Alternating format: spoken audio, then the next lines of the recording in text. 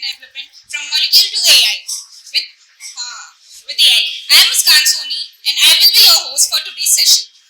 To begin with, I would like to call Dr. Praveen Khilwarkar sir to present the bouquet to Dr. Shirish Sherlekar sir as a token of our warm welcome.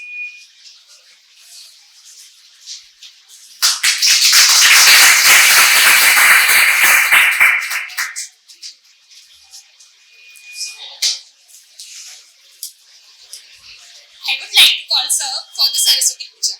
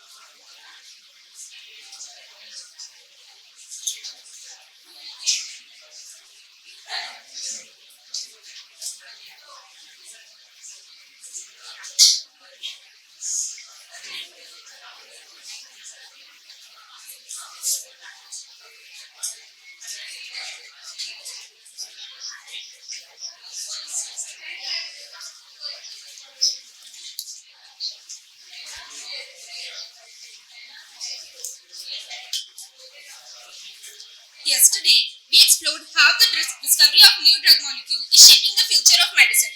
Today, we take the further journey towards biometrics, clinical data management, and biostatistics, which play a vital role in transforming research into reliable real-world outcome.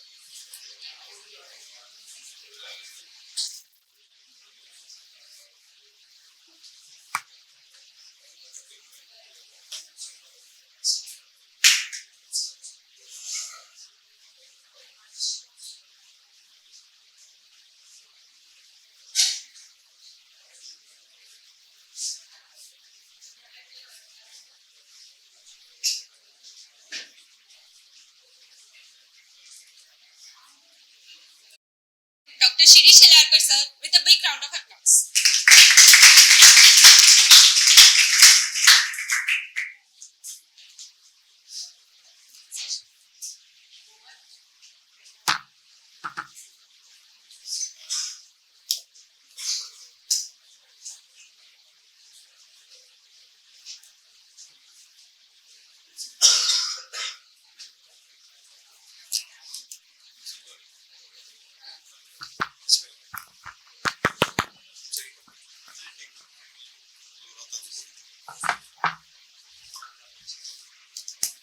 Hello.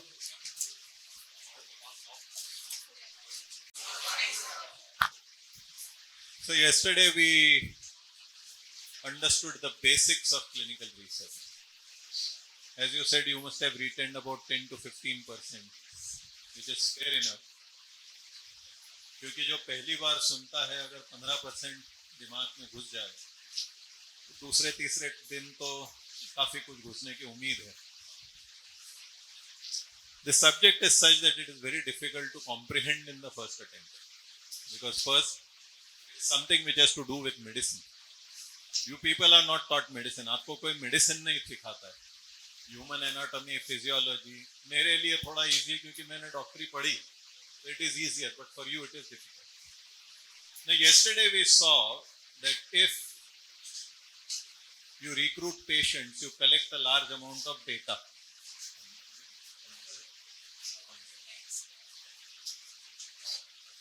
You collect a large amount of patient data. Now, when the patient data is collected, as I discussed yesterday, the different doctors use different languages to write the same type of data. And if you feed that data into the computer, you will get different diagnoses. Because if you would have read, all of you have read research papers, देखा है कभी research papers? They have tables, they have graphs, there are figures they have drawn in that. This is all drawn from the data.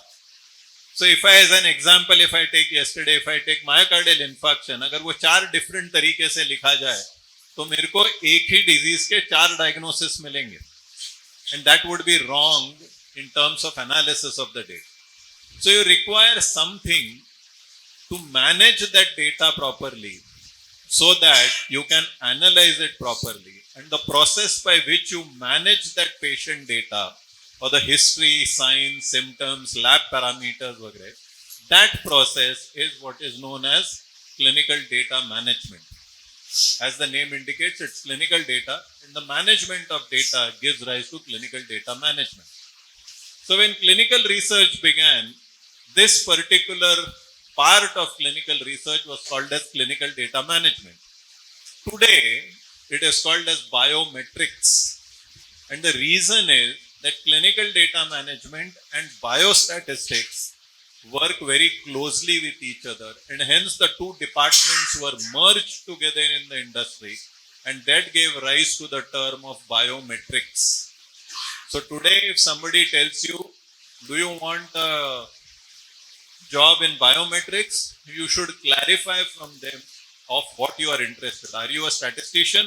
So you can opt for statistics. Are you a general science graduate or a postgraduate, pharmacy graduate? Then you can opt for clinical data management because biostatistics will be difficult.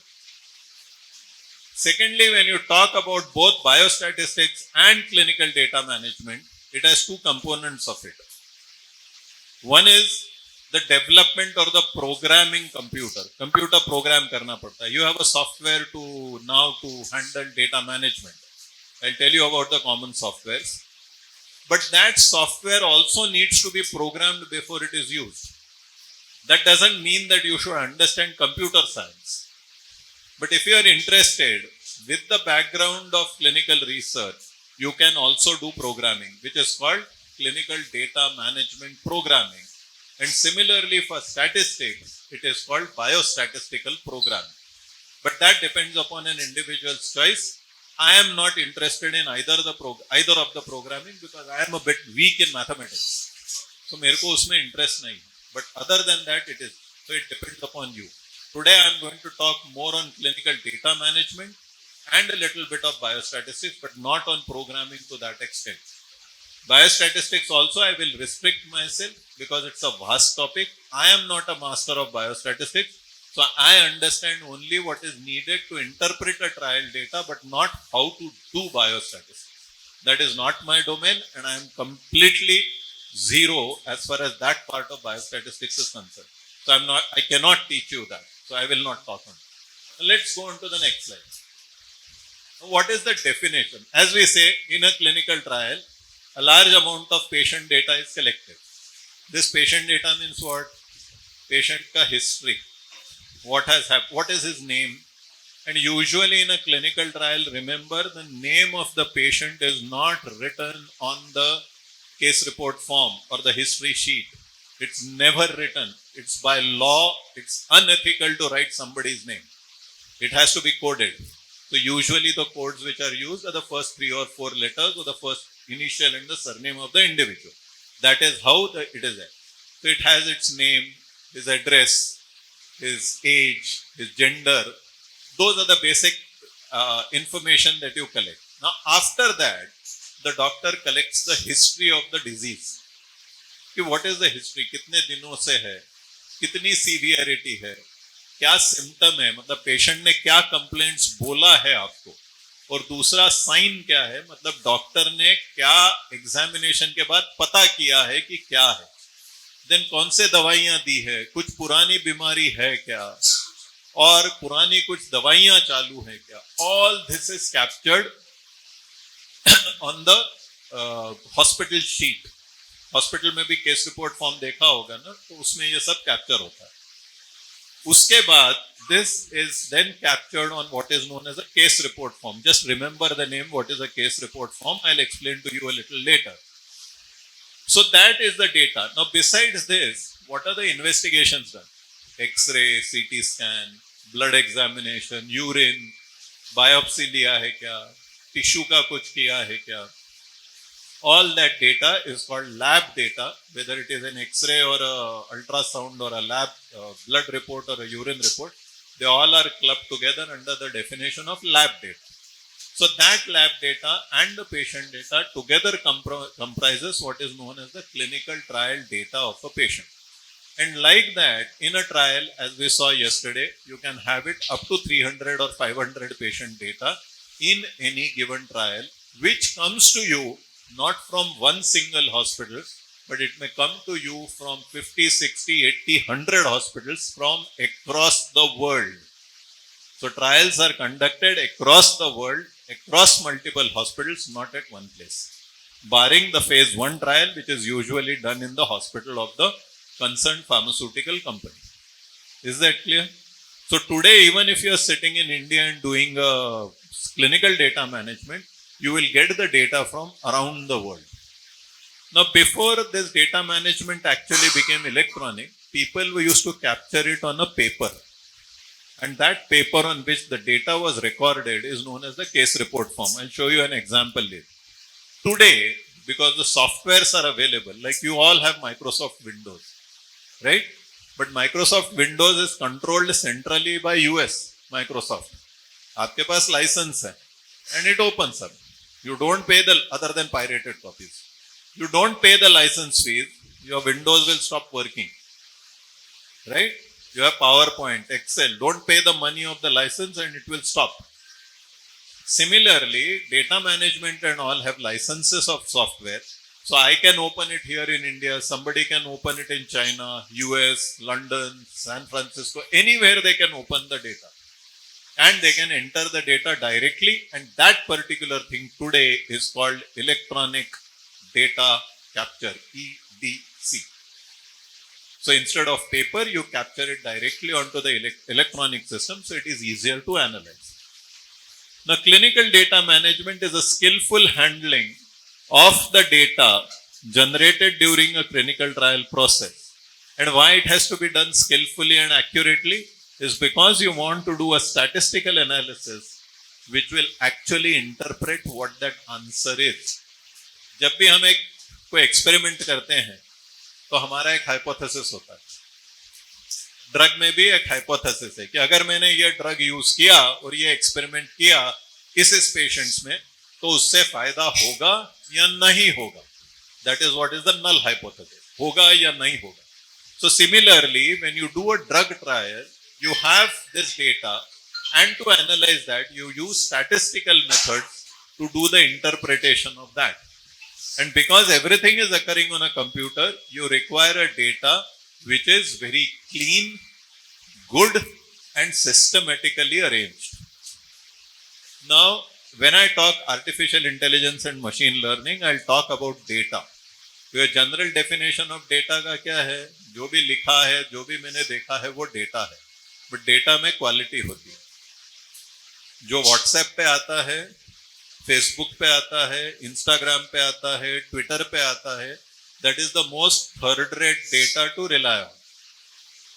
It's an absolute useless data, right? जो भी social media पे आता है, which is a reliable data? Text books में जो है, research papers में, research papers again which have established, चाहो जो रिसर्च पेपर्स में नहीं, or which is there in experimental journals. That is real, reliable data.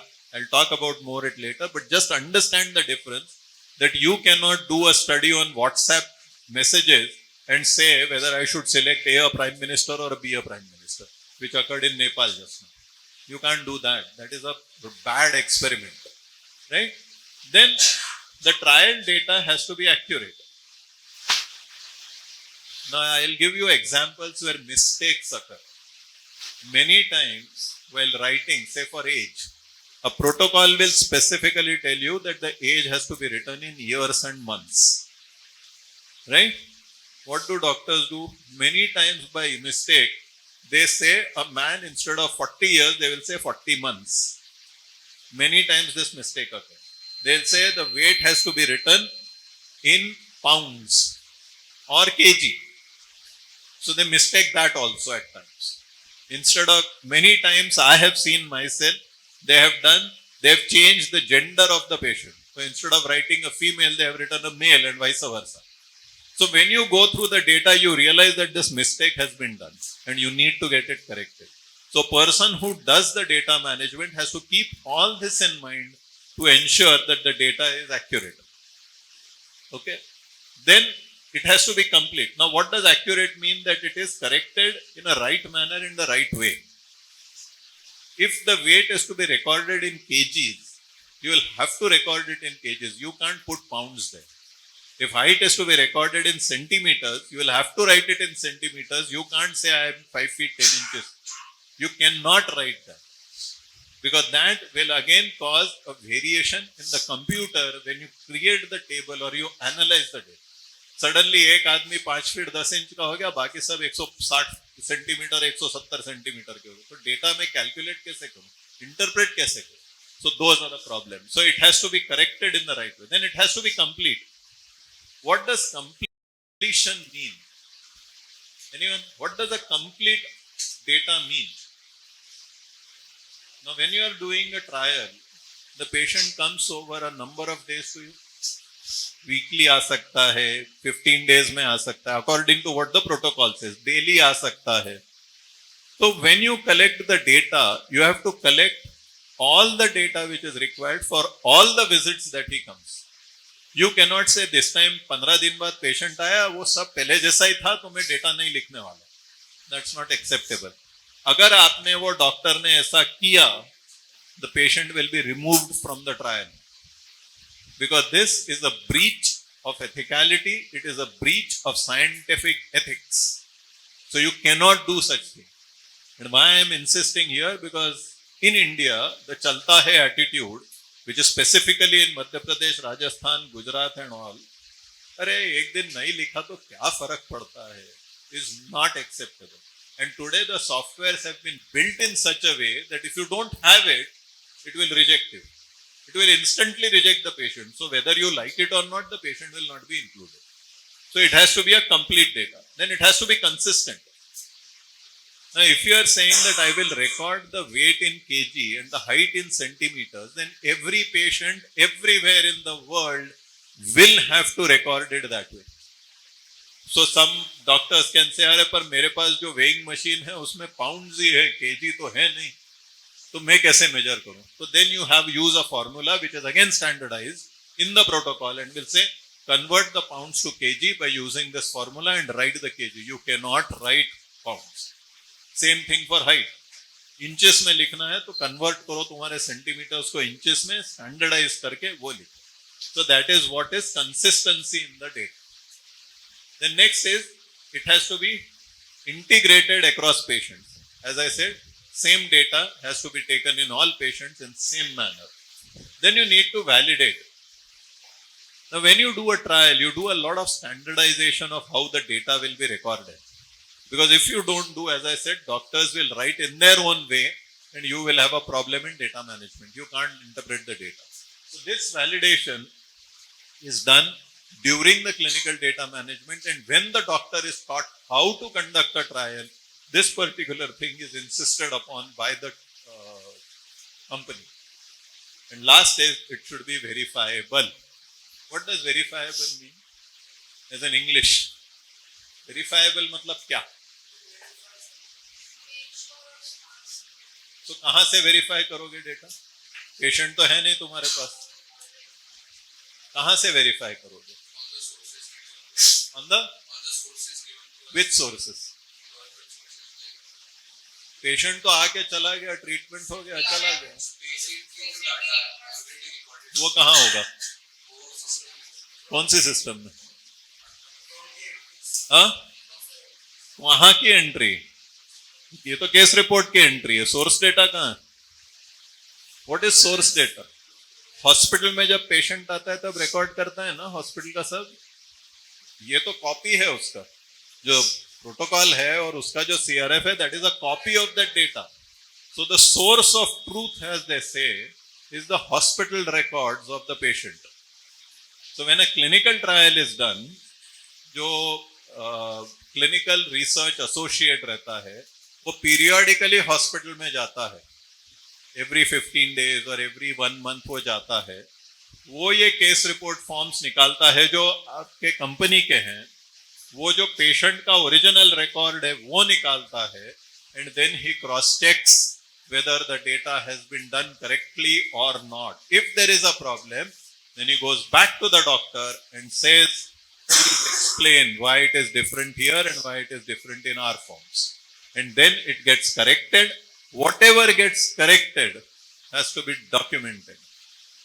तो अगर पेशेंट का गलती से वेट पाउंड्स में आ गया है और वो चेंज करना है तो डॉक्टर को एक फॉर्म भरना पड़ता है, वो फॉर्म पे करेक्शन लिखना पड़ता है, उसको वो साइन करना पड़ता है, and that form is preserved in the hospital in what is known as data clarification file. क्योंकि जब ऑडिट्स होते हैं तब वो ऑडिटर आके पूछेगा कि ये किसने ऑथराइज किया कैंसिल करने के लिए. Then you open the form, you see which doctor has done it, which investigator, उसके पास हो जाएगा. Did you authorize? Yes. Then he will say okay. तो ये जो सब पुलिसगिरी जो बैकग्राउंड में होती है, it is important to ensure that कोई भी अपने मन मर्जी से कुछ भी डेटा नहीं डाले. I have done a trial in one of the hospitals. I will not take the name of the hospital in India. I have done one trial in US, in one of the leading hospitals in US, and I realized that the doctor has fudged the data. Doctor ने जो data दिया था वो completely false था. और वो क्यों कैसे पकड़ा गया वो? क्योंकि जब वो डेटा मैनेजमेंट शुरू किया तब पता लगा कि उसने एक जगह जो ब्लड प्रेशर रीडिंग दिया है वो करीब करीब 300 पेशेंट के लिए it's virtually the same. You can't have same blood pressure for all patient, and not only that for all patients on all the visits that he came. अब उसमें इतनी भी अकल नहीं थी कि कम से कम कुछ तो वेरिएशन बता दो. And we scrapped both the centres and we scrapped the data of all the centres. It costed the company something like 2.5 to 3 crores. So that is why people are very careful from the company side that this data is not fudged. So it is not an uncommon thing to fudge data. It's very common to falsify data. So be careful about it. Hence you need to verify it from the source. But as I said, in this case, even the source document had the same blood pressure. So we questioned them that how can it be same? अरे वो मैंने registrar ने कर दिया होगा, पर doctor consultant तू है, रजिस्ट्रार नहीं है, right? The responsibilities of the consultant, not of the student. तो वो कैसे करेगा? So those are the problems which you see, and hence we need to be careful. Next. Now why is it needed? As I said, whatever data we collect needs to be interpreted first, and hence you need to manage it properly. Second, you have to submit this data to regulators so that they read it and they can do an interpretation whether the drug is good, bad or ugly, should it be approved or should it not be approved. And hence the data needs complete well management, and as a result, and this particular word which is integrity is something which is extremely important for a regulator. If you prove your data is completely in its integrity, then you won't have a problem in approval of the drug. Otherwise, he will have questions which you and the investigators and the medical advisor of the company has to answer. Now, how does the data flow? Now, as I said, people start doing the clinical trial in a hospital or in a clinic. So, we will consider so it starts with a patient. Now, a patient in a clinical trial is called not a patient, but he is called the subject. For what reason? I have asked thousands of people, nobody has been able to give me an answer, so I also can't give you an answer. It's a patient ultimately, but why do you call it a subject? So it is a subject. Now the subject or the patient comes to the hospital. This is the investigator. He is a doctor.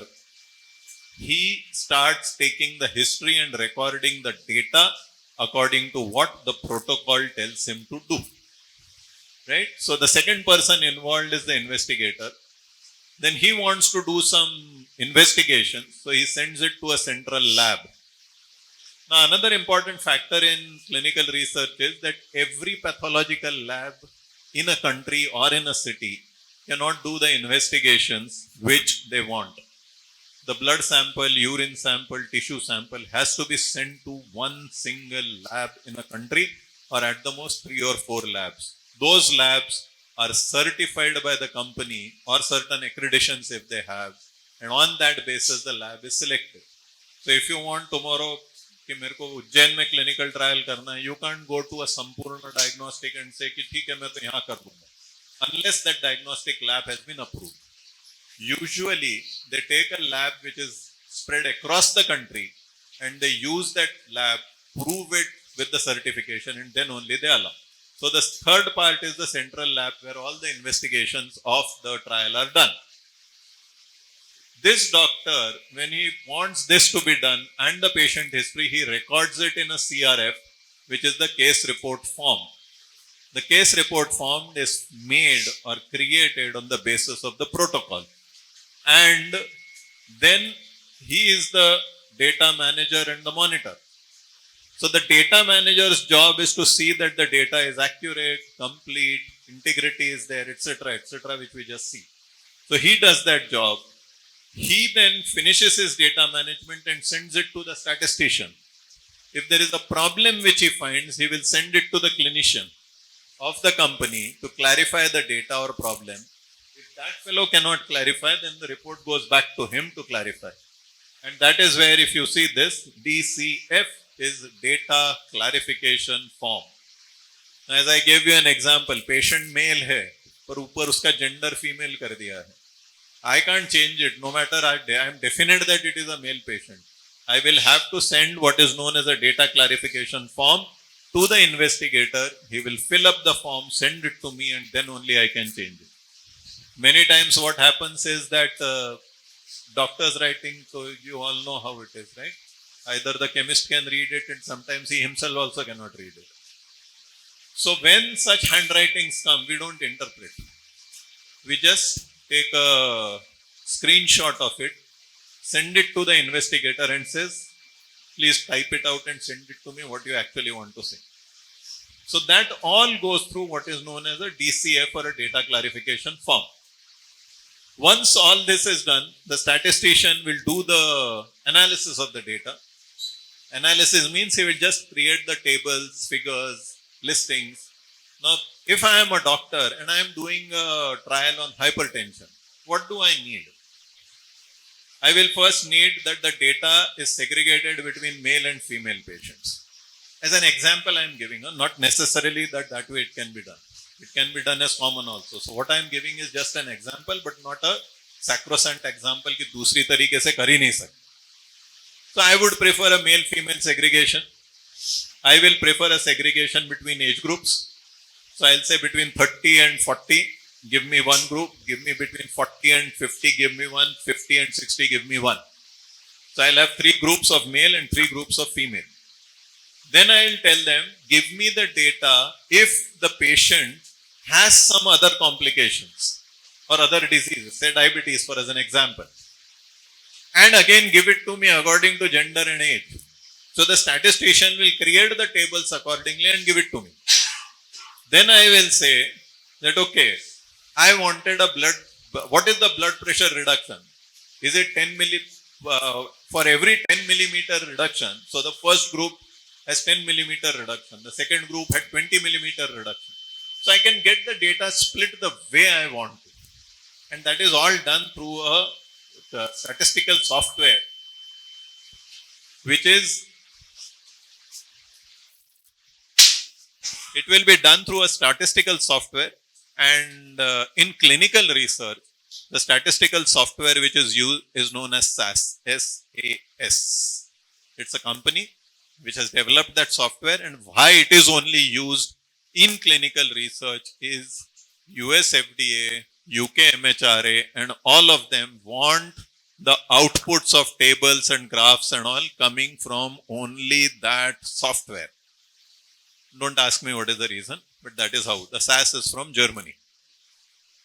Other than SAS, there are other statistical softwares doing the same job, which are cheaper in costs and are available, which are used by some other companies. But if you want to submit data to them, you will have to convert it into SAS data sets, as they call. So whatever I described, different age, different gender, different blood pressure drops, all those things are known or termed as what is known as a data set. You will hear this terminology continuously in data management. So what does a data set means? It is a collection of data for a particular age group, for a particular gender group, for a particular socio-economic group, etc., etc. And finally, when the statistician gives the tables, figures, listings, or data sets he gives, those data sets are interpreted by a clinician, a report is written, and that report goes to the regulatory bodies for approval. So in short, that is how the clinical data management is done.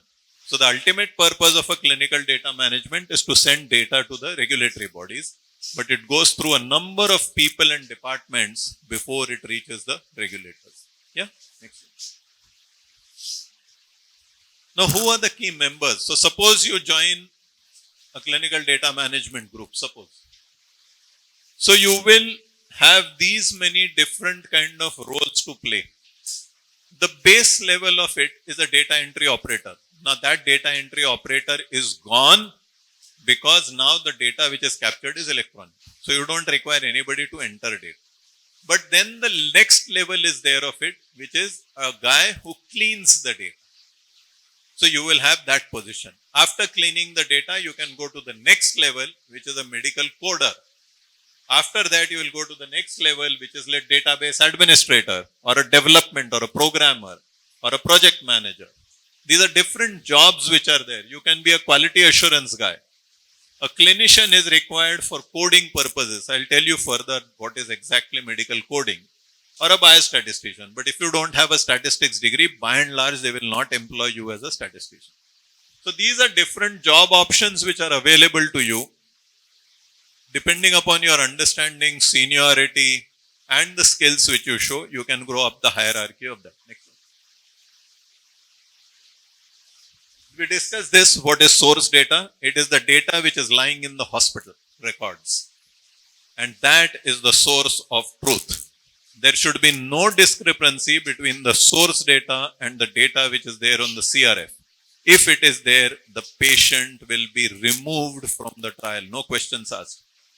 No question. You cannot argue with anybody that this patient should remain. He is just removed from the trial and there is a huge loss of that.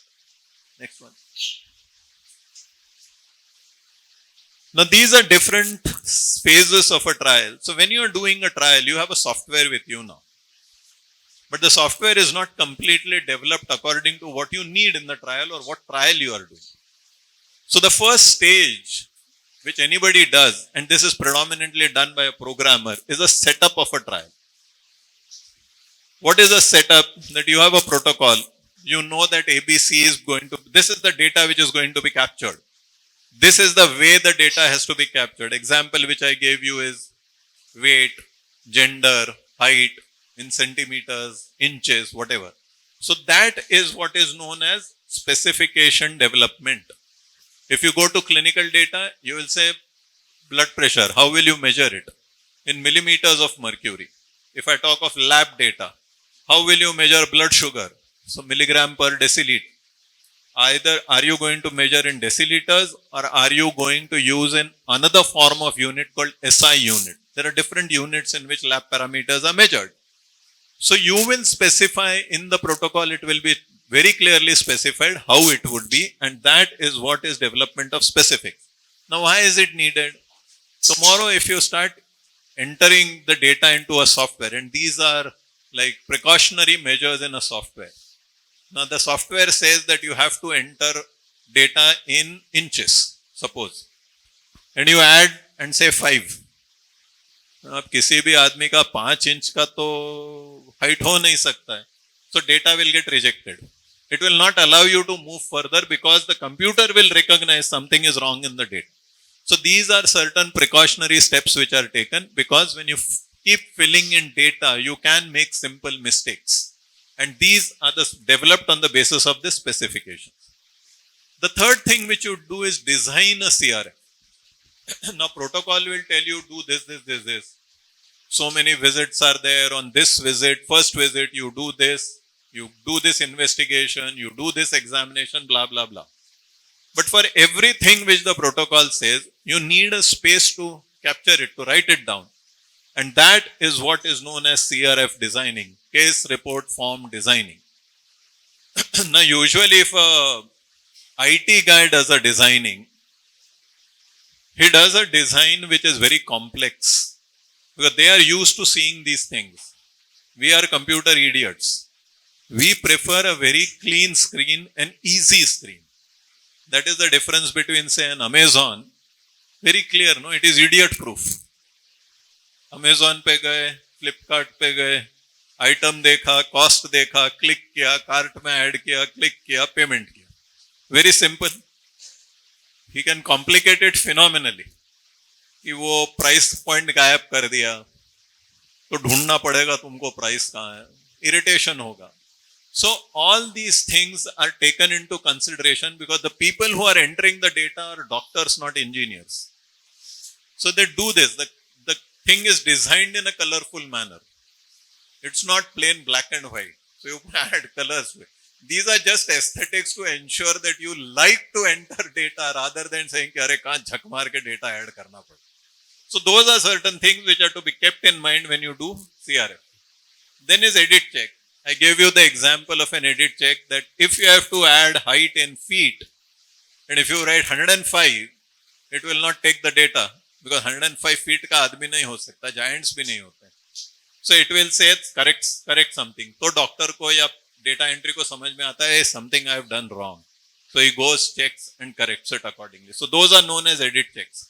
Many places edit checks are done because even at times computers overlook it. But when you run an edit check, specifically, it throws up these discrepancies. And that is the thing which is responsible for doing it. Then there is validation and then there is study documentation. You need to do a documentation of everything and anything which you do. And that is the last part. So this entire phase is known as a startup. Because the trial is still not started. You are doing activities before the trial. Then is the phase of conduct. Now there are certain terminologies which you will hear very common. Here there is one, FPI. First patient in. Means पहला patient trial में admit किया गया. Last patient out. Means last patient जो admit करना था trial का वो admit हुआ. These are certain terminologies. If you remember, fine. Otherwise, ask for the full form. Whosoever uses this short form, because they can change. So there, now as I said, the trial occurs world over. अभी ये तो paper पे होता था, तो अभी paper का trial खत्म हो गया है, तो इलेक्ट्रॉनिक डेटा है. Now what happens is the software is usually on a server. The server may be located anywhere in the world. As the doctor fills the data into his individual form. So 70 hospitals, 70 doctors are filling for 70 patients. How will you keep a track of which form is from which doctor? You will have to know. You can't mix records of patients. You can't make records of different hospitals. So the computer in which it is programmed in such a manner on the server that a data filled by, say, MY hospital for this doctor goes into this slot on the computer. Computer के server में भी chambers you can make and you can segregate them of data from one patient to another. So एक MY hospital का बना, एक चोइत्राम hospital का बना, एक Shalby का बनाया, different hospitals के बना दिए. And उस hospital में doctor का नाम भी दे दिया कि ये investigator, क्योंकि एक ही hospital में 5 trial भी चल सकती है different drugs. So that is how you segregate the data and you keep a track of how many CRFs have come. CRF is one single page of that entire form. A case report forms or the booklet is usually of about 500-600 pages. So when you start, so say for example, patient recruitment, जब आप पहले करते हैं, तो you may have to fill the first 5 pages of the CRF. So the data manager will see whether all the doctors for all the patients have uploaded 5 CRFs into the site. If any page is missing, which is called CRF tracking, if any page is missing, we will have to go back to the doctor and say, page missing hai, please upload karo. And this occurs because there are software glitches. People can forget to this thing. Data can get corrupted onto the server because of viruses and other problems. Electricity चली गई तो transmit ही नहीं हुआ. तुम्हारे server तक, but doctor ने तो बोला, मैंने तो भेज दिया. So all these problems are there, and hence you need to do a tracking of CRF. And unless it is said that the first set of CRF is complete, it cannot go to the next stage. Then double entry, it used to be done when it was a paper CRF. Now there is no double entry. But still, there are some small companies who conduct trials on a paper, not on an electronic format. So in that, what happens, that वो जो case report आपके पास आता है, a data entry operator enters the data, it goes to the second person again enters the data. And if there is a difference between the two, then the data is clarified. But this is very, very minimal now. The next phase is medical coding. I'll talk about it a little later. And then you do a review and discrepancy, which I told about. Illegible handwritings, wrong data entry, gender change, so on and so forth is done here. Then you have an external data integration. I talked to you about lab data. Lab data doesn't come from the same hospital. Lab data comes from a central lab, which is outside the hospital. So that data is uploaded onto the server at a different place. And the data manager has to mix that patient data with the specific patient for whom the investigation is. And that is known as external data integration. And that has to be correct for the correct patient. And lastly is an SAE reconciliation. What is SAE? Anybody? Serious adverse event. We'll talk about it in pharmacovigilance in more. But when you are doing a trial, it's a new drug. You don't know what it is going to do to you. So there are at times serious adverse events. There can be deaths. There can be hospitalization. There can be permanent disability. So this data also comes to the clinical data management guy, and he does a reconciliation. Why does he have to do a reconciliation? Because when the data comes, adverse event data comes to both data management, and the adverse event data is also sent to the pharmacovigilance department or the drug safety department. So both these data are added.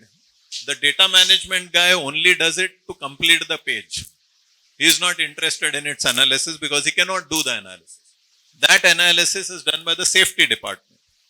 Now, why it occurs, don't ask me. It can be in the same group, but this is for some reason it occurs. So that same safety data is in more details in the safety database and not in the clinical data management database. So it has to be mapped with each other or reconciled. Have you any time done data transfer on your computer? Data transfer करते हैं ना, phone में तो किया होगा ना, गुम गया या किया. कैसे करते हो डेटा ट्रांसफर? ब्लूटूथ या वायर कनेक्ट करके, हाँ? But here, one thing which you have an advantage is your data is going to the right place. How? How does it know that it has to go, the phone book has to go in the phone book of the next page? How does it know? So here you have to do the programming. In the phone it is already done because it's pretty simple data. Here it is very complex, so you have to program that. And that is how this reconciliation is done with the safety database. And last is the database lock. The database lock is one of the most critical steps of data management because after the, and this is a software lock, it is not a tala nahi lagate hain uspe. Once this is put, you cannot open the data. You cannot open the database, you cannot modify the database, you cannot touch the database. And if you open, the regulatory bodies will ask you a million questions before they agree to analyze the data.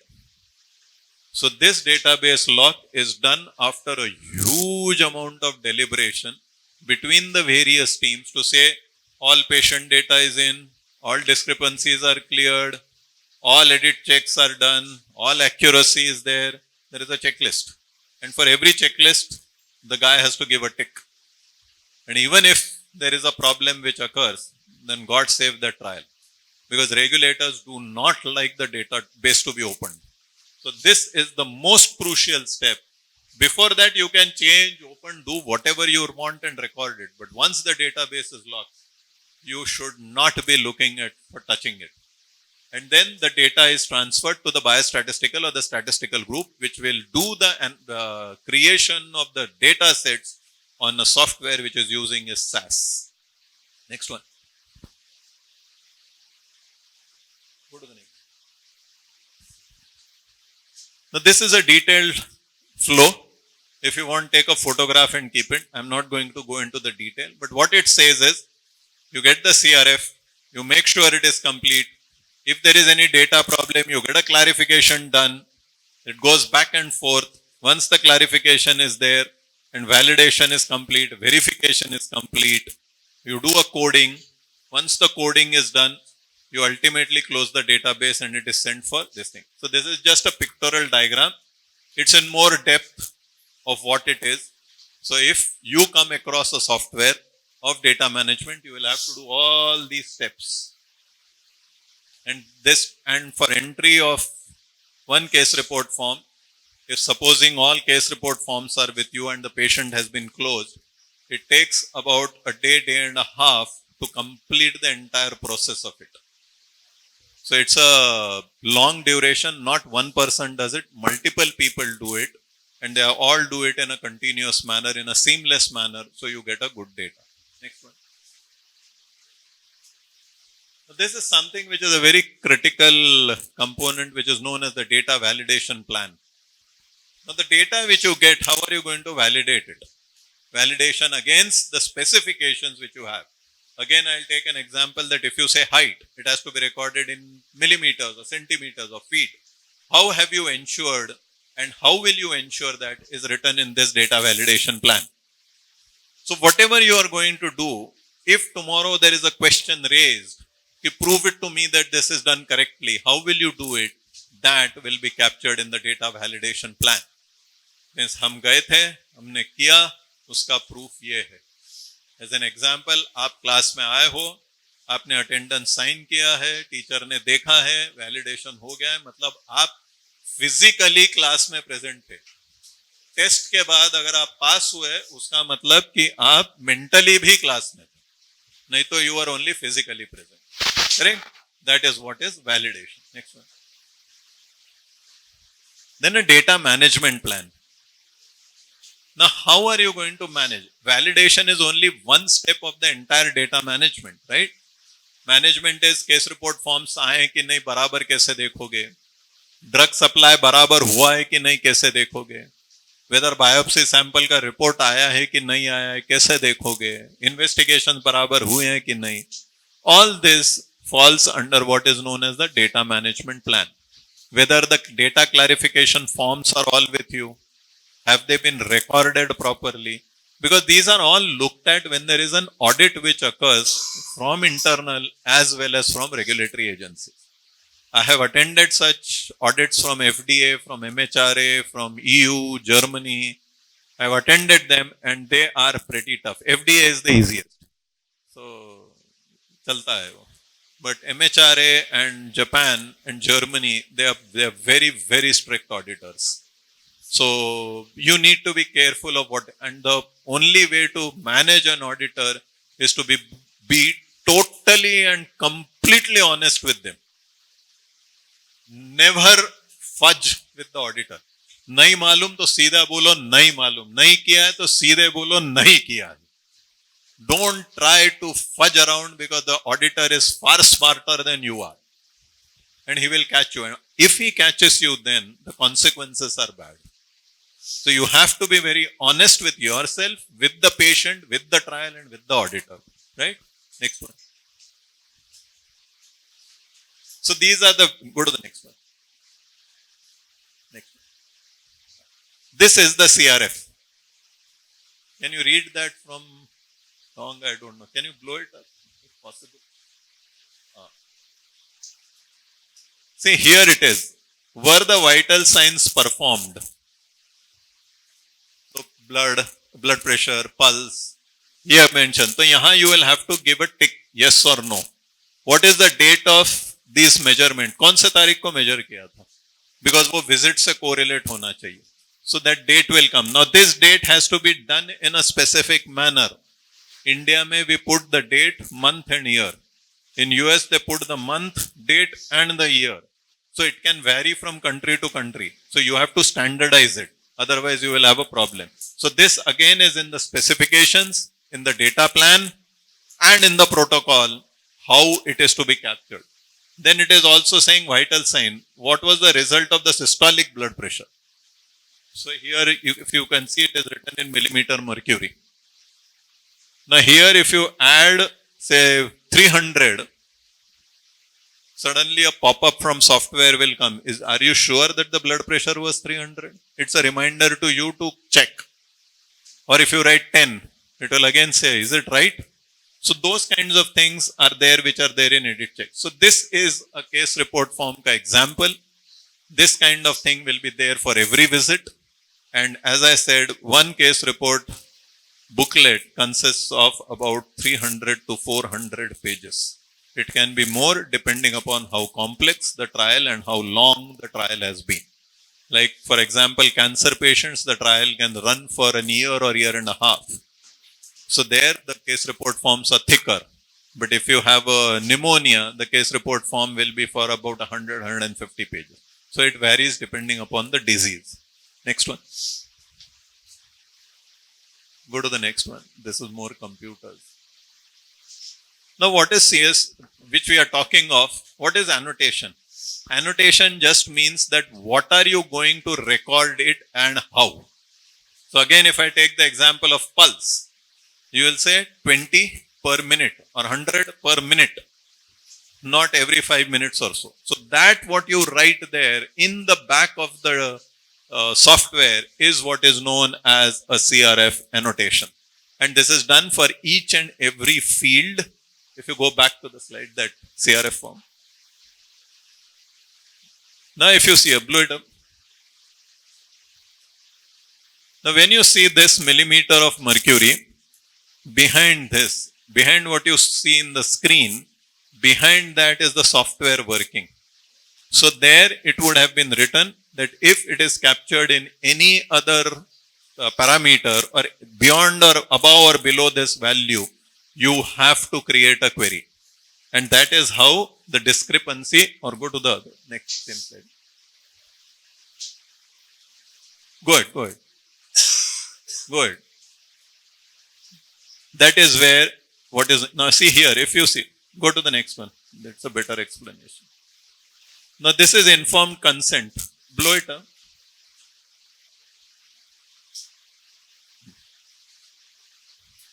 Now, and take for example in birth date. Can you see this? How is the birth date to be written?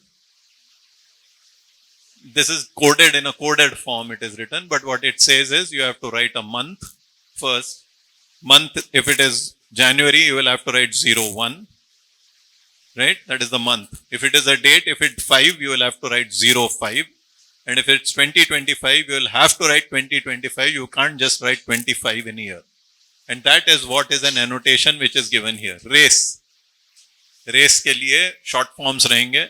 Ethnic मतलब Indian है, Hispanic है. All those kinds of things are there which are written here. Gender. Now, in a clinical trial, and here somebody who is interested in gender equality may suddenly cry.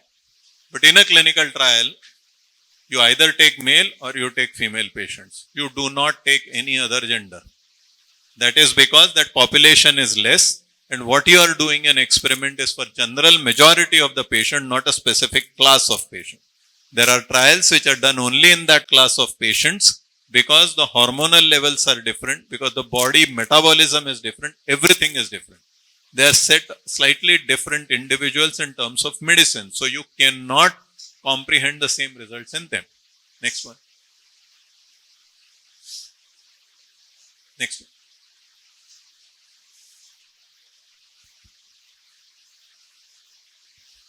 Go to the next one. Validation and edit checks we talked about. These are just preventive measures within the software to ensure that you are not making any grave mistakes. Next one. Next one. This is now no longer there, but instead of data entry, what you do is validation of the electronic data which is there. So you do still the validation, but it is not the entry validation, but it is the validation of the data which has been entered already electronically.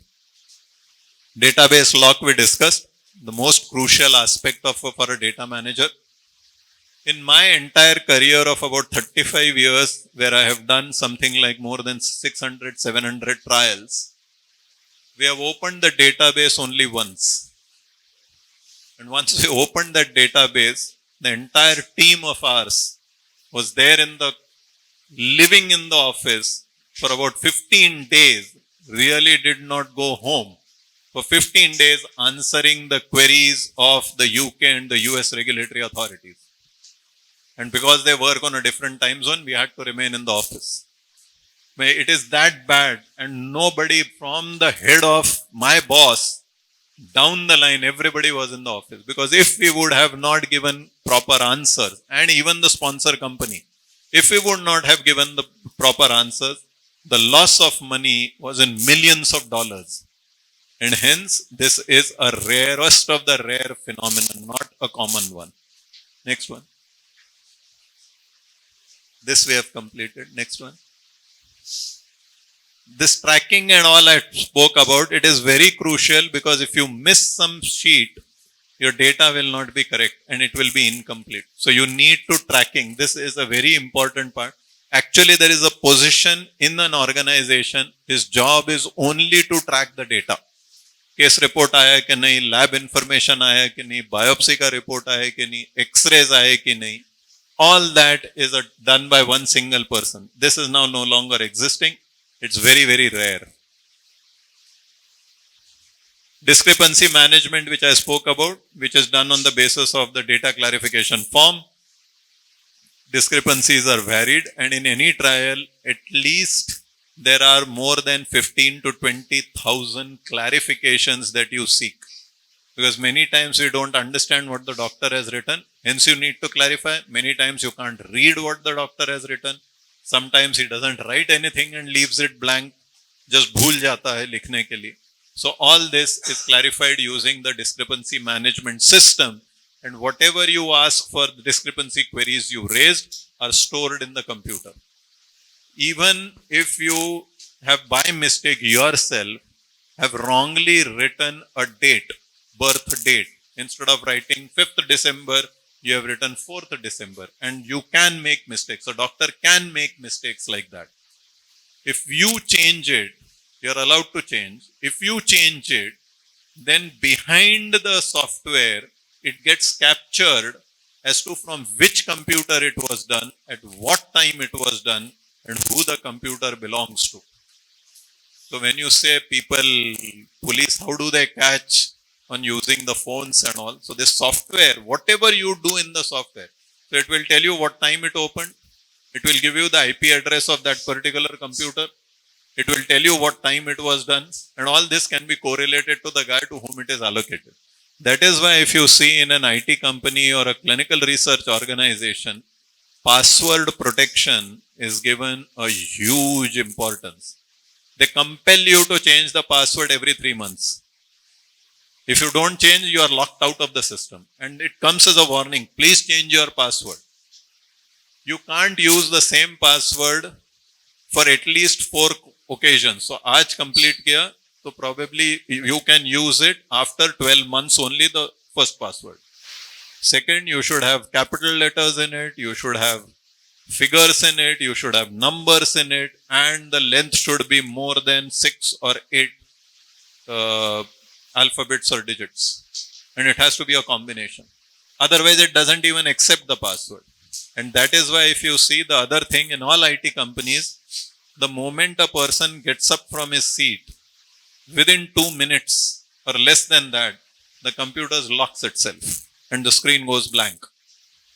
So if you come back, you have to enter the password and then only the screen will open. Otherwise, it will not.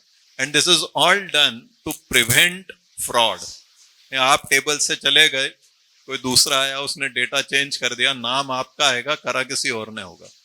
So all these are precautionary measures in data management and other sensitive places where you ensure that the discrepancy, if it is there is an explanation as to who did, when did, why did. All that is recorded. Next one. The medical coding is one of the most critical steps of data management. As I said, people can record the same things in different ways, right? And more important than that is the way different doctors in different countries write it.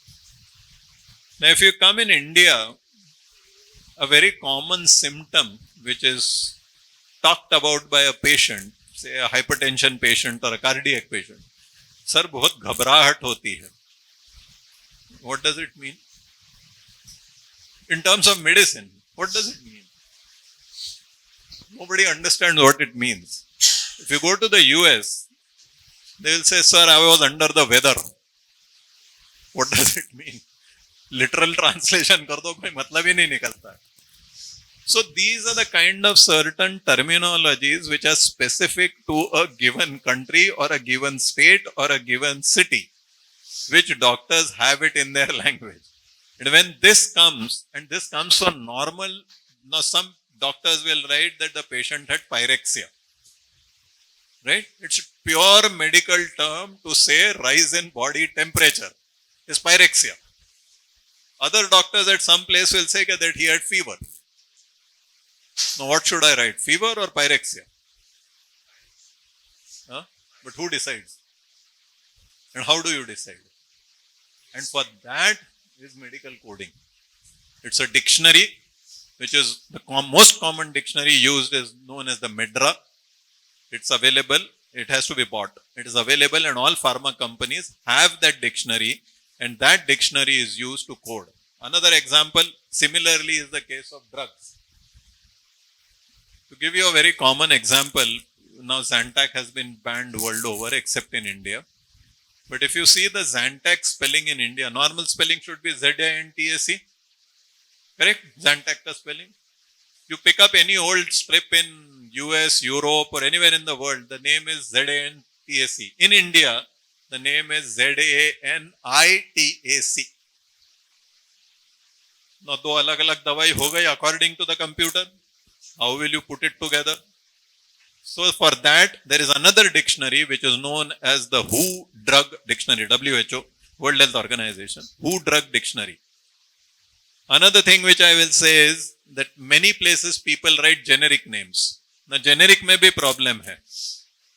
If I go to US and I have to prescribe for fever, the doctor will say acetaminophen. If I come to India or Europe, the doctor will say paracetamol. Now again, two drugs ho gaya, technically speaking. How do I do it? So all this is done using what is known as the WHO Drug Dictionary. So you have two types of coding. Coding for medical words or these kind of nonsensical statements which I say, I was under the weather, घबराहट हो गई. What does it mean? So those are words. And second is the drug, where the same drug may be called by two different names in two different countries, or people may have used brand names. You can't use brand names in clinical research. So if he has used a brand name, you will have to go to that dictionary to find out what does that brand contain. And the problem is phenomenal in India, because with the same brand, you may have different components into it. So what example can I give you? When phenylephrine was banned or phenylpropanylamine was banned, you had Actifed and all those tablets containing it. The brand remained the same, but the ingredient was removed from there. But the brand remained the same. Now they have Cefixime as a generic. So one of the companies did Cefixime, thoda sa spelling change kiya uska, and then the same company launched another drug called Cefixime O. Cefixime O was an injectable third generation cephalosporin. So those are the kinds of problems which occur in India. It also occurs abroad, and hence the WHO Dictionary of Drug is extremely crucial. This is all written here. Now where it is used in adverse events, medical history, concomitant medication and study medication. So WHO Drug Dictionary and MEDRA Dictionary, the two dictionaries are used. MEDRA has medical terminologies, whereas Drug Dictionary has got only details about drugs. Because they are conducted world over, people may have different terminologies and all to use. Hence, as data is generated in these trials, is collective analysis is to be done, you will need to uniformly name something else. So wherever acetaminophen is given, but if your dictionary has paracetamol, you will convert acetam to paracetamol, or vice versa, depending upon what the company wants to do. And data listed in AEs is adverse event, SA is serious adverse event. This is medical history. This is concomitant medication. Concomitant medication is that if it is a serious disease, besides the disease, you are going to give some other medication. You can have a patient of hypertension in a trial. We are doing a trial for hypertension. You may have a hypertension patient, but he may also have diabetes. So the drugs which he is taking for diabetes is known as concomitant medication. Concomitant means जो किसी के साथ दिया जाता है. That is concomitant medication. Right? आप खांसी हो जाती है तो you take strepsils also, you take cough syrup also, and some smart guys also take an antibiotic. Right? So all these are, the two are concomitant medication. Right? And then these are all to be coded using a WHO dictionary or MEDRA coding. Next one. Now these are some other dictionaries which are that CoStart, ICD-9CM. This is another dictionary. This dictionary is similar to MEDRA, but it is used predominantly in healthcare. So when you are in hospital, there also standardization is occurring. So especially in the US where insurance claims are to be done, they use this dictionary. Pharmaceutical companies in clinical research hardly use this dictionary. Then MEDRA is the most common, medical dictionary for regulatory activities. That is the full form. Med is medical, D is dictionary, R is regulatory, and A is activities. So that is the short form of it. WHO ART and WHO DD. And so these two, as I said, are the most common used in clinical data management and in drug safety. It's used in drug safety also. Right? Next one. Now this coding is done in two ways. One is what is known as auto coding. I'll talk about artificial intelligence and this auto at the last end of the lecture on the 5th day. But today what softwares have been coded, or softwares have the ability that if you put certain terms as written by the doctor, it gives you directly an option. Right? If you go to Gemini, it's a very horrible software or a AI system. But if you put in Gemini, it will give you an options. Right? Similarly, a software which is used for data management or drug safety, if you write fever or high fever, it will automatically convert it into pyrexia. But again, a human has to certify it. You cannot rely on the software. So that part is known as auto coding or a manual coding, where a human actually looks for options and selects it. Go to the next one. Now, what is the hierarchy? In MEDRA, there is a hierarchy of names. The first is the lowest level terms. Lowest level term is basically what the doctor has written. High fever, ghabrahat, under the weather, are very nonsensical terms. So they are the lowest level terms. Then you will have a preferred term, which the company will decide that for high fever, I want to use pyrexia. That is a preferred term. So which is known as PT, which is usually a single sign or symptom. Then there is and this high level terms are there, which are then grouped together into, go to the next one, I'll explain it there. When you begin, this is the lowest level term. So as they say, feeling queasy. This is an American terminology. I'm feeling discomfort. So I'm feeling queasy. What does it mean? How do I code it now? What do I understand medically it is happening? So you go to the next level. So the preferred term is that I am having nausea. That is how Americans call it when they feel. जैसे हमको बोलते हैं कि घबराहट हो गए. What does actually घबराहट mean? That I am feeling uneasy. I am having a headache. It can be a combination of headache, feeling of impending death. Various combinations can be there. So you have to clarify it. So he says it is feeling queasy. You put it, it will give you the word of nausea. Now where does nausea, if you go further high, usually with nausea, vomiting is also associated. So you will see in the history whether somebody has reported vomiting also. Then you will use this term. If you go higher up, in which organ does it involve or which system does it involve? Nausea and vomiting involves from the gastrointestinal tract. So it is written there. So it is from the gastrointestinal symptom. And where does it originate from? From GI disorders. So actually this particular terms originates from here. And what is used preferably is either this or this. So that is where everything is done. So when you have a headache, if you had a headache and you add some other symptoms to you, it can throw you a diagnosis of migraine. So like that, every word is coded, and this is one of the most toughest part in clinical data management because it requires experience. It cannot occur overnight. So just remember these terminologies because this is how when you enter it into the dictionary, you will get one after the other, you will get it. Many times what you write here and this term comes, it does not fit into the system. Many times it does not. So you will have to go to a physician and ask him, what should I do? What should I select? And he will then clarify to you. So just remember, this is the hierarchy of MIDRA. This is the heart of MIDRA. If you understand this, no term will be difficult for you to understand. So this is the way the MIDRA terminologies are classified. And this updates every 6 months. So every 6 months, MIDRA issues clarifications and additions and deletions to the dictionary, and that you have to update it in your software on a regular basis, every 6 months. Many times they issue it in between. And how do they correct it? That people who are medical coders, when they raise certain queries or when they raise certain corrections, MIDRA sees it, confirms it, and then brings about the change. So it's a software which is corrected collectively by millions of people working as medical coders across the world. Right? Next one. We spoke about SAE reconciliation. I'll talk more about it when we do pharmacovigilance. It is just ensuring that the data in the safety database and data in the clinical data management database, both the databases have the same data. No more, no less. Okay, next one. Now, as I said, lab data comes from an external source. It comes onto the server.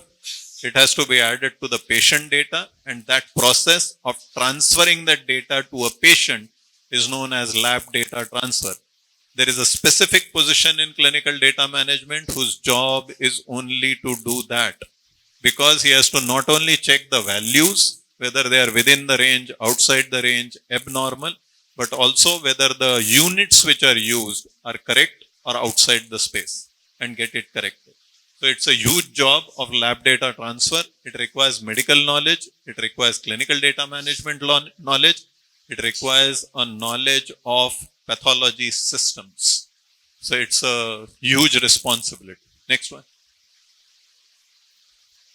Quality control. Audits, internal audits occur on a very regular basis on data management. Virtually every 3 months an audit is done. And that is done because patient data keeps coming to you at a fast pace and you need to be on touch with that. And hence that audit occurs. It checks the integrity of the data. It checks whether your data clarifications forms are in place. It checks whether the edit checks have been done. It checks who corrects. So all data, everybody is scrupulously closed. The difference in quality control in clinical research and any other department, similarity would be your production control quality checks in manufacturing of drugs.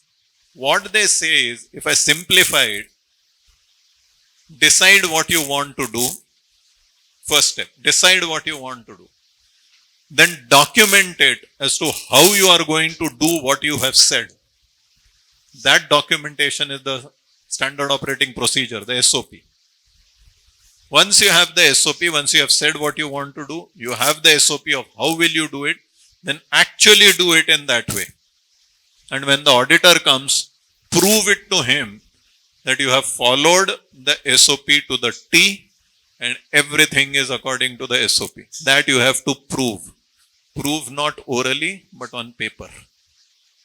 That is why when US FDA and MHRA comes and your plants in India get 483s, which is the highest form of warning or below that, it is because the documentation is missing in India. It occurs even in US where they have Pfizer, J&J, Eli Lilly, all have been given 483s in their lifetimes. But they are less frequent than in India. And that too in Indian manufacturing, Indian company plants, it is very common. And the reason is we are very poor in documentation. As I said, na chalta hai. Arey kar diya hai na maine. Vishwas kar mere upar. Who are you to? I should believe in you. Document it. And people are very scared of document the moment they have fudged something. If you are honest and you have really done it, you will have no problems in documenting it. Na kya problem hai? Sign karne mein? Nahi. वो नहीं करूँगा. So that is the quality control. So quality, and why it is called quality control? There are two departments. This is quality control. I have not talked of quality assurance. What is the difference between the two? What is control and what is assurance?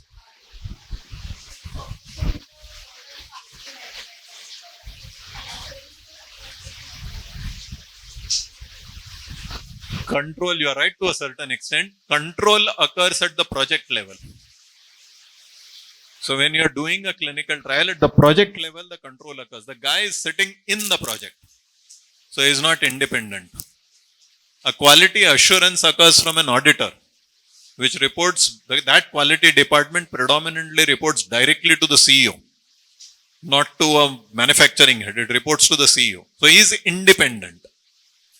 And that is the difference. So one controls the quality, the other assures the quality.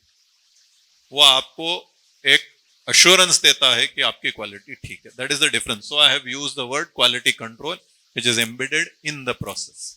Okay. Next one. This we discussed. Next one. Any questions?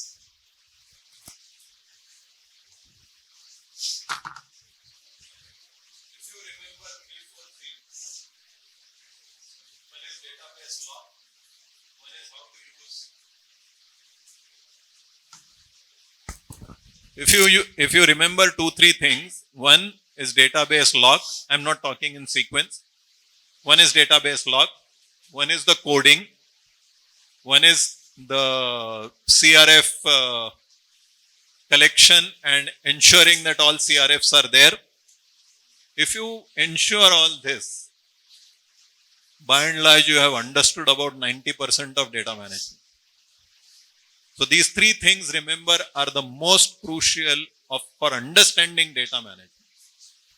So, and maximum time for people is spent on teaching Medra coding and who drug dictionary coding. Maximum time in an organization is spent on that. Software and all is easy to learn because there are ways to get it taught. And once you see it, you people are far more comfortable with computers and software than my generation has been. I am still very uncomfortable with a smartphone. I only use it for calling and receiving calls from people. I don't use for anything else. You will be surprised by that. But WhatsApp also I hardly use. I am very uncomfortable using it. But your generation is very comfortable using that. So you will have much easy to understand softwares rather than what we do. So it will be easy. So that is why I am concentrating on medical coding, database logs, and discrepancy management and CRF management. Right?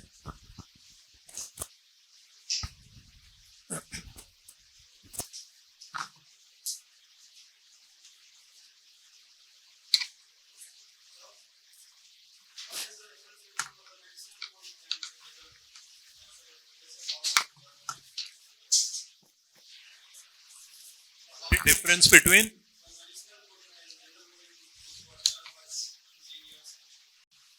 okay. The coding which the engineers do is basically an instruction to a system of what it should be doing. Right? That is code. That is a computer code. It is done by, and a computer code is generated by using 0 dash. The word, the alphabet, the number 0 and dash. Whereas medical coding is universalizing a particular symptom, a sign, or a diagnosis to one single word or two words. As I gave an example, fever. There is no medical terminology called fever. Fever is a general English term.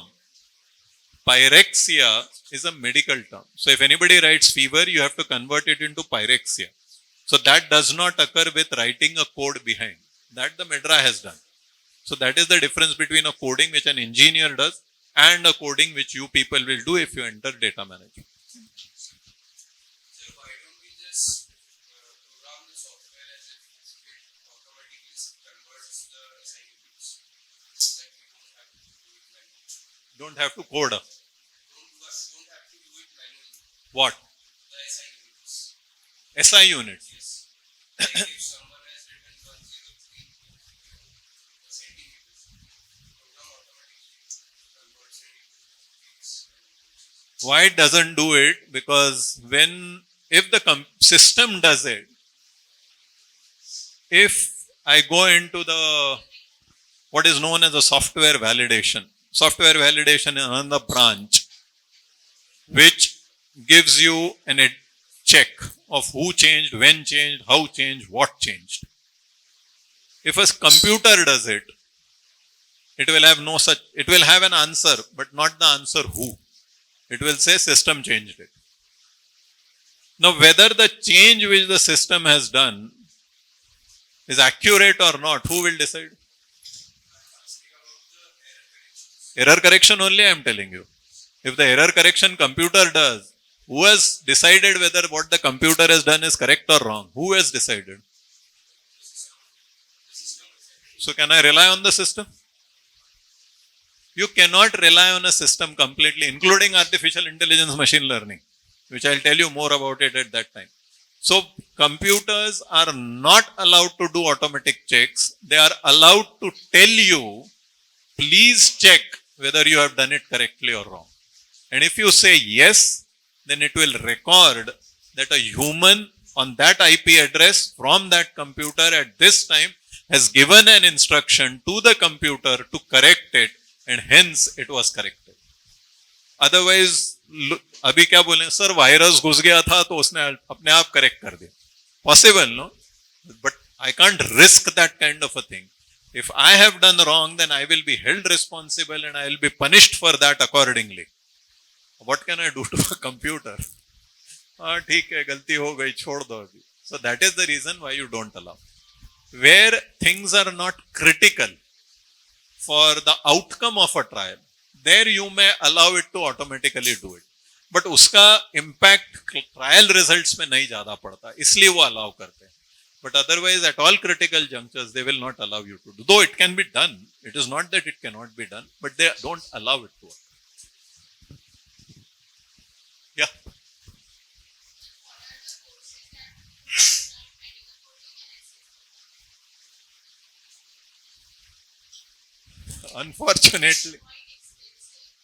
Unfortunately, world over, there are no courses which teach clinical research. There are no courses. Medra as a company does conduct courses which you can attend and which you can learn coding.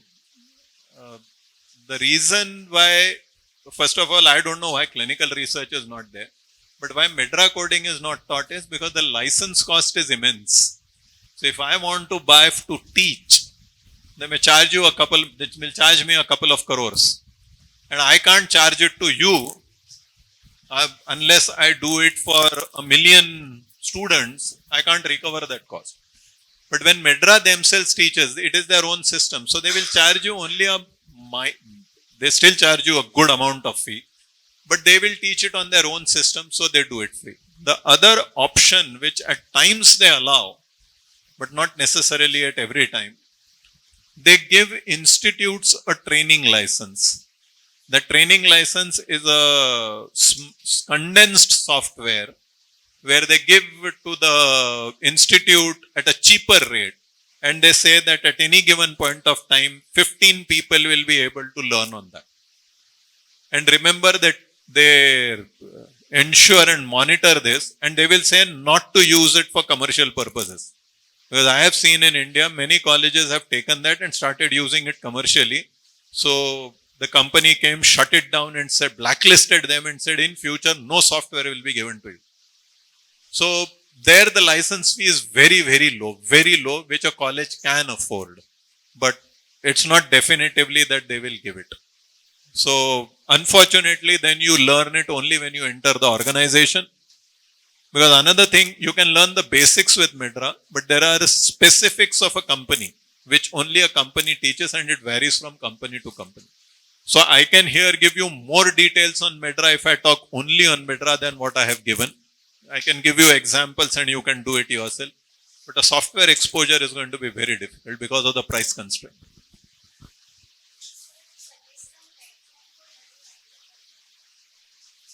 That's what I said, Midra. Midra is a company. Its software is also called Midra, but Midra is a company which runs courses. Online courses it runs. So whenever it runs, you will have to go onto the Midra website and check that. Then you will get it. They charge a fee. For a student it is different. For professionals it is different. And then you can learn that.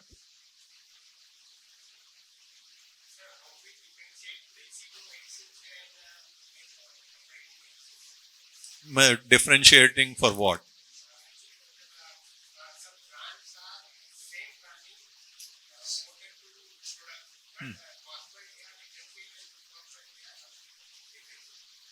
So you are asking of branded generics. The placebo is a completely different. You are talking of two API named in two different brands. How do you ensure that it is similar, or why is one better than the other? Correct?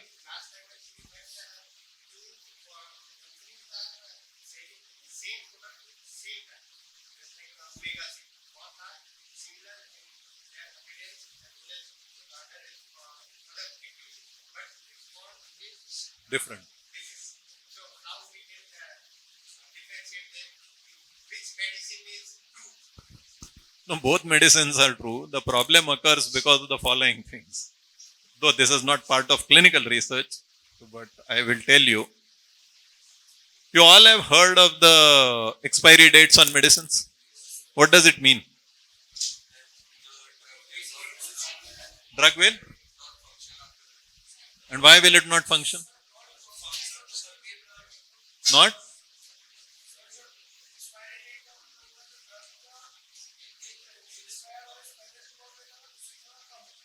वो क्यों करता है ऐसा?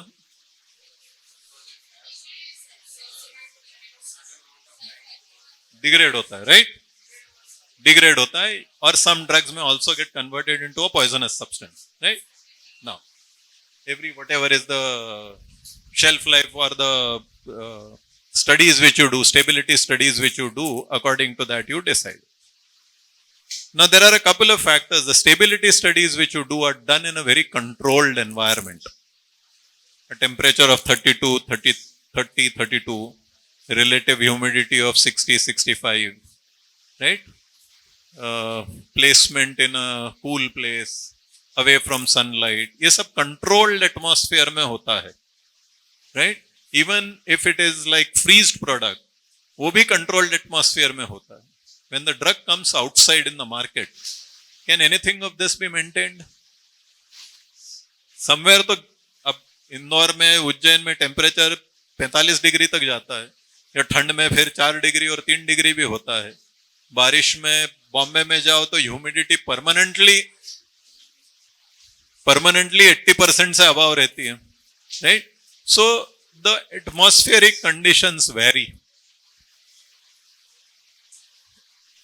So can the same results be 100% true in a shelf of a chemist? The obvious answer is no.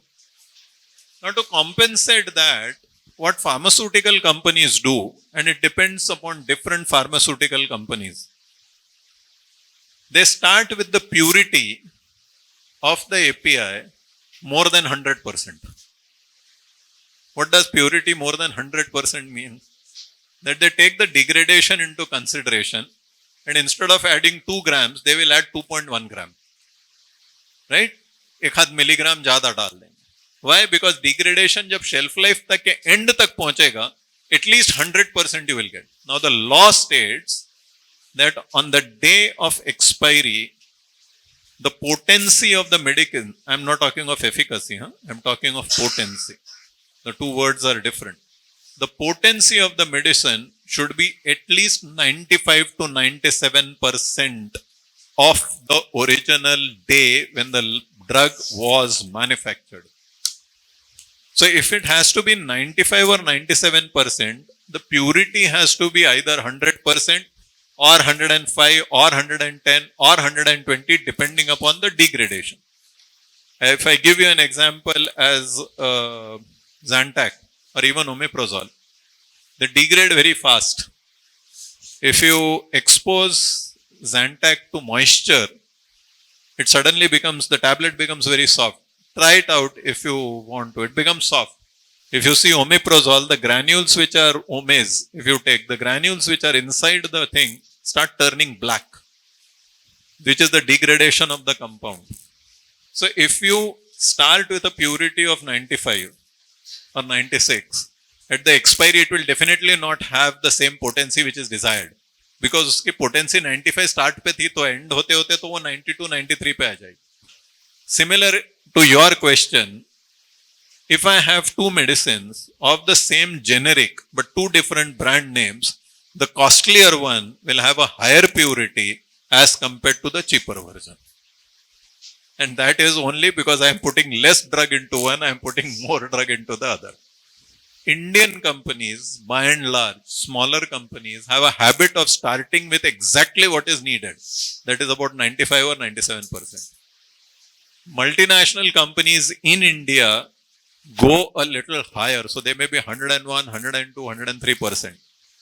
If you go in US, it may be 104%. If you go in Europe, it may be 105 or 106%. It all depends upon what is acceptable in a country. Now, we have a bit of a problem there, which needs to be improved, but unfortunately not. So that is why it is said कि branded ले अच्छा रहेगा, generic मत ले या अच्छी company का ले local manufacturing मत ले. All this originates from, but that doesn't mean that all generics and all local companies are bad. It doesn't mean that. Because Covaxin was created by a company which was hardly known. But its vaccine was the most effective vaccine as compared to any vaccine in the world. So, take it with a pinch of salt, but that is one of the scientific reasons why it can occur. Trial.gov, clinicaltrials.gov. On that particular site, you will get all the protocols for which the trials are on or just closed. So you'll get the protocol, an abridged version of a protocol. So you can see that. But you won't be able to get the data because that is a proprietary data. Results will be there in the clinical paper. But you won't get the raw data because that is proprietary to the company. So they don't like to disclose this. Government gets everything.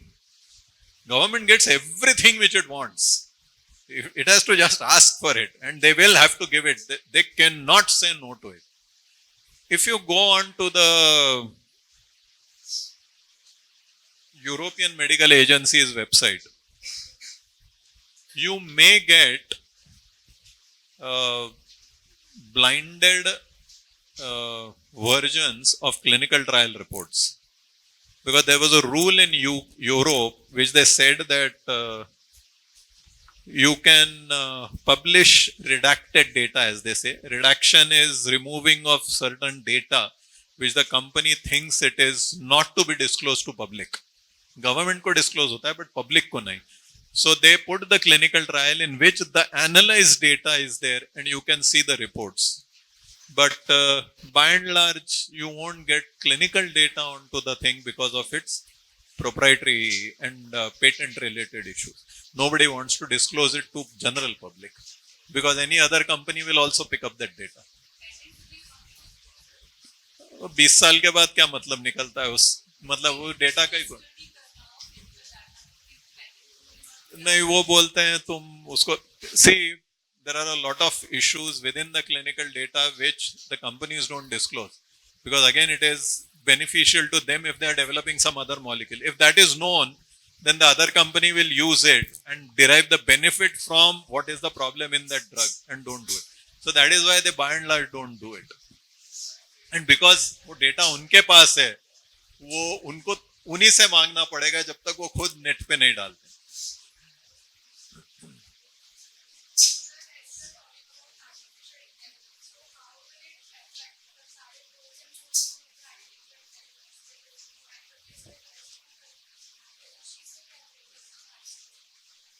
Just wait till the end of this, another 2 days. I have a session on artificial intelligence, which is applicable only to healthcare and drug development and discovery. I'll tell you what are the advantages of it. I'll tell you what are the pitfalls of it and how useless is Gemini, ChatGPT and all other things. I'll let you know. Then you take your own judgment call as to whether it is useful or not.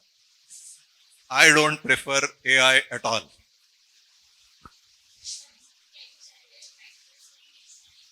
Sorry.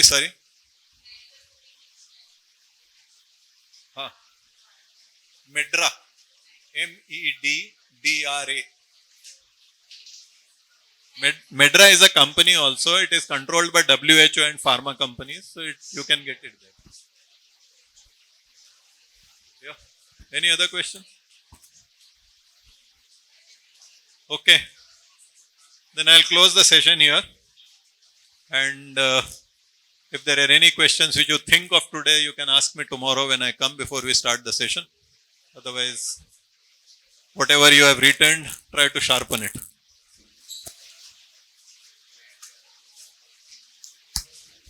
Respected dignitaries, faculty members, and dear students, today marks the end of the second day of our workshop. We feel happy and satisfied with the session conducted today. Sir has provided us with in-depth knowledge, valuable insights on biometrics, clinical data management, and biostatistics.